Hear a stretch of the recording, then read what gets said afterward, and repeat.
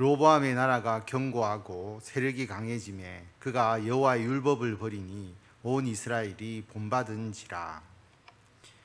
우리가 앞에서 여로보암이 백성을 포용하지 못하고 더 억압하겠다라고 해서 여로보암을 중심으로 한 10개 지파가 남유다로부터 분리되고 북이스라엘을 세웠습니다.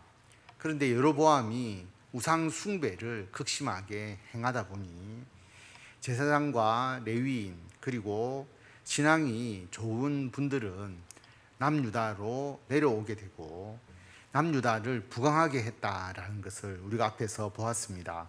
그러니까 르호보암의 나라 유다가 더 견고하고 세력이 강해졌다라고 하는 것입니다. 남유다가 번성하니까 르호보암이 교만하게 됩니다. 그래서 하나님의 율법을 버렸다라고 하는 것이죠. 우상 숭배에 빠지고 또 하나님의 말씀을 순종하지 않으면서 그렇게 살아보니까 르호보암이 그런 삶을 살아가니 온 이스라엘이 본받아서 남유다가 하나님 앞에 크게 범죄하게 됩니다. 그들이 여호와께 범죄하였으므로 르호보암 왕 제5년에 애굽 왕 시삭이 예루살렘을 치러 올라오니 그에게 병거가 1200대요 마병이 6만 명이며 애굽에서 그와 함께 온 백성 곧 리비아와 숫과 구스 사람이 헤아릴 수 없이 많더라. 하나님께 범죄하니 하나님께서 남유다를 깨우치게 하기 위해서 르호보암 왕 제5년에 그러니까 3년 동안 부강했다라고 우리가 앞에서 보았고 5년에 애굽 왕 시삭이 예루살렘을 치러 올라오게 됩니다. 애굽 왕 시삭을 통해서 하나님께서 남유다에 그들의 잘못을 깨우치기를 원하고 계시는 것이죠. 많은 군대가 쳐들어옵니다. 뿐만 아니라 용병까지 데리고 오는 것이죠. 리비아 그리고 숙이라고 하면 동굴에 거주하는 사람이라는 의미를 가지고 있는 또 나라이고요. 그 다음에 구스 사람, 이디오피아 사람, 용병을 데리고 수많은 군인들이 병거와 마병으로 오니까 이스라엘이 이것을 이겨낼 수가 없는 것이죠.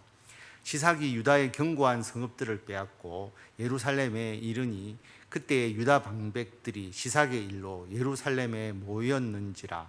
선지자 스마야가 르호보암과 방백들에게 나와 이르되 시삭이 유다의 견고한 성읍들을 빼앗았다라고 말하고 있는데 우리가 앞에서 르호보암이 예루살렘을 보호하기 위해서 성읍 건설에 힘썼다라는 내용을 본 적이 있습니다.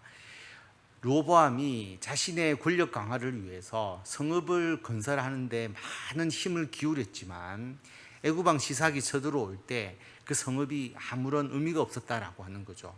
그 견고한 성읍들을 다 빼앗깁니다.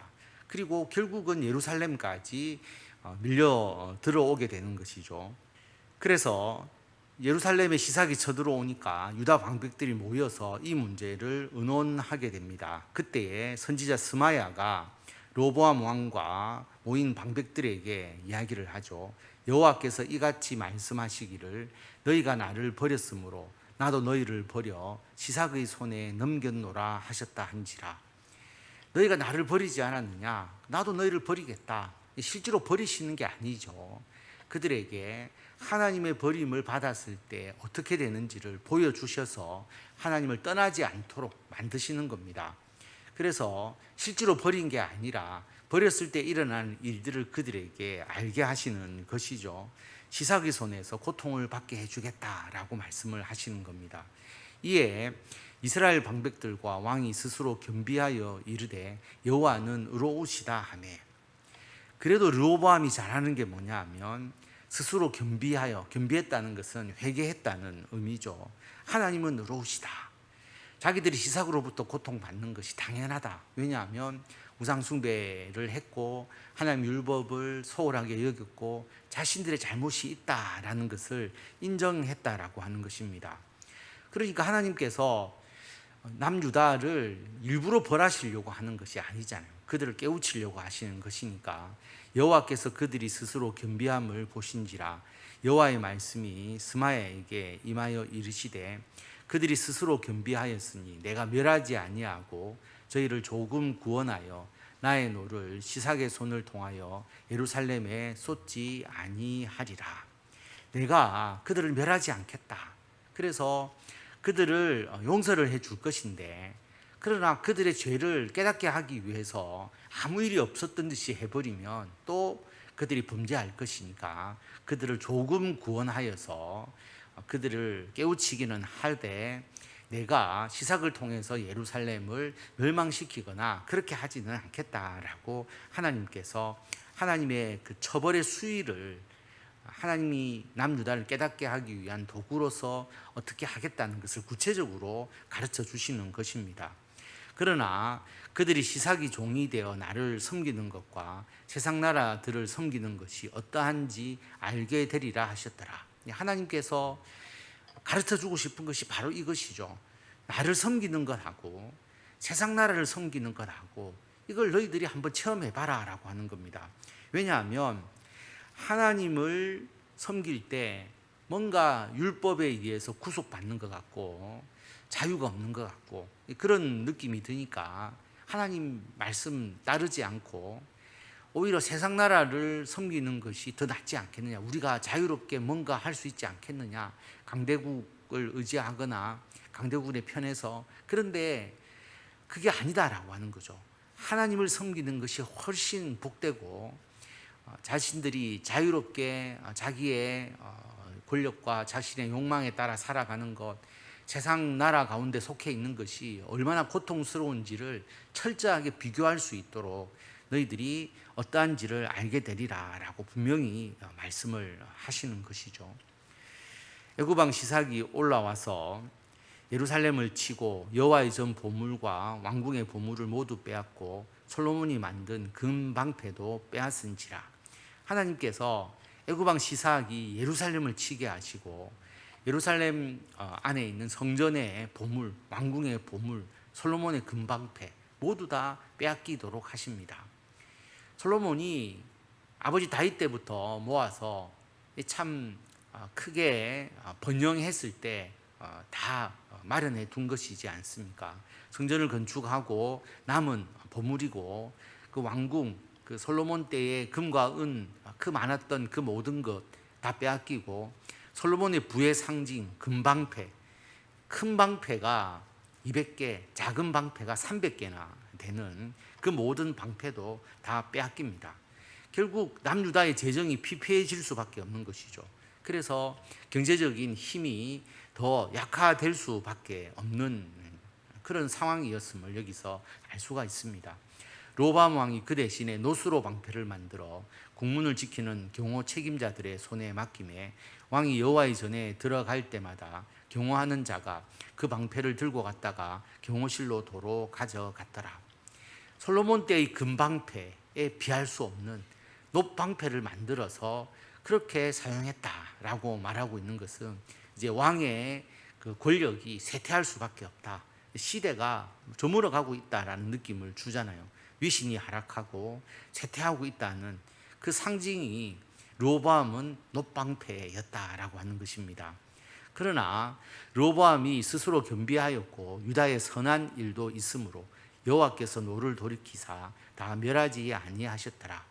스스로 회개했고 선한 일, 하나님의 말씀을 이제 지키기 시작했음을 알 수가 있죠. 그러니까 하나님께서 더 예루살렘을 치도록 하지 아니하시고 예루살렘이 멸망하지 않도록 하나님께서 하셨다라는 것입니다. 로보암 왕은 예루살렘에서 스스로 세력을 굳게 하여 다스리니라. 로보암이 왕위에 오를 때의 나이가 41세라. 13절부터는 다시 로보암 왕의 모든 일대기를 요약하고 있는 내용입니다.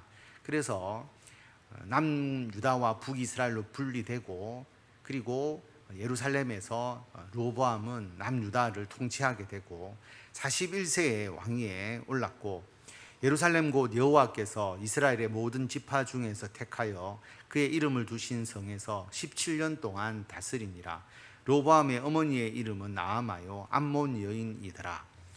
로보암의 어머니 이 암몬 여인으로 인해서 우상 숭배의 영향을 받았다라고 우리는 볼 수밖에 없잖아요.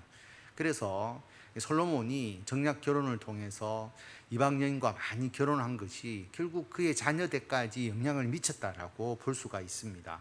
17년 동안 다스렸고요. 르호보암이 악을 행하였으니 이는 그가 여호와를 구하는 마음을 굳게 하지 아니함이었더라. 하나님을 구하는 마음을 굳게 하지 않으면 유혹에 빠지게 되죠. 이방 우상을 섬기는 그 미혹에 넘어가게 되고, 그래서 오직 하나님을 구하는 마음을 우리가 굳게 하는 것이 중요합니다. 르호보암의 처음부터 끝까지의 행적은 선지자 스마야와 선견자 이도의 족보책에 기록되지 아니하였느냐. 르호보암과 여로보암 사이에 항상 전쟁이 있으니라. 르호보암의 행적이 기록된 책 이름이 나오고요. 그리고 남유다의 르호보암과 북이스라엘의 여로보암 사이에는 항상 전쟁이 있었다. 결국 같은 동족끼리 분단되니까 싸우게 되고, 싸움을 통해서 서로가 피해를 입게 되는 거죠.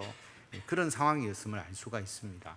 르호보암이 그의 조상들과 함께 누움에 다윗성에 장사되고, 그의 아들 아비야가 그를 대신하여 왕이 되니라. 우리가 르호보암을 통해서 오늘 말씀 내용으로 우리가 묵상해야 될 것은, 결국 하나님께서 복을 주셔서 강성하게 될 때에 교만해서는 안 된다라는 것을 다시 한번 깨닫게 됩니다. 북이스라엘에서 많은 신앙인들이 남유다로 내려오고, 남유다가 오히려 신앙의 정통성을 가지면서 남유다가 부강해지니까 르호보암이 교만해서 하나님의 말씀을 떠나게 되는 것이죠. 그러면 하나님께 주신 복이 사라져 버리잖아요. 그러니까 하나님의 말씀 안에서 겸손하게 살아가는 삶이 일시적이 아니고 지속되어야 된다라는 것을 우리들에게 분명하게 말하고 있습니다. 그래서 신앙은 단거리 경주가 아니라 우리가 하나님 품에 안기는 그 순간까지 장거리 경주잖아요. 그러니까 끝까지 완주할 수 있는, 그리고 완주를 하더라도 훌륭하게 좋은 모습으로 완주할 수 있도록 우리가 끝까지 신앙생활을 유지해 나가는 그 마음을 확고하게 가져야 한다라고 하는 것입니다. 그리고 르호보암은 물론 잘못했지만 회개하는 자였다라고 성경이 기록하고 있죠. 스스로 겸비했다. 그래서 하나님 안에서 혹 우리가 실수하거나 잘못할 때도 있지만 즉각적으로 회개하고 하나님의 용서를 받는 우리들이 되어야 하는 것이고요. 그리고 하나님을 섬기는 것과 세상 나라를 섬기는 것을 하나님께서 보여주겠다라고 분명히 말씀을 하시거든요.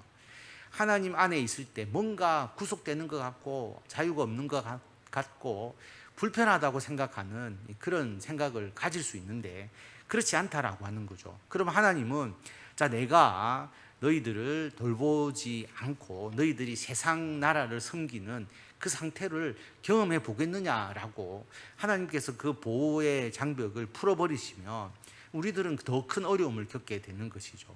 그래서 이스라엘이, 남유다가 예루살렘 안에서 그들이 자신들의 그 잘못, 그 어리석음을 깨닫게 하기 위해서 하나님께서 그들을 보호하시는 그 벽을 여셨을 때에 애구방 시삭을 통해서 순식간에 그 모든 쌓아두었던, 할아버지 때부터 아버지 때부터 쌓아두었던 모든 것을 한순간에 다 빼앗겨 버리는 것처럼 그렇게 되어서는 안 된다라는 것을 분명하게 우리들에게 교훈해 주고 있습니다.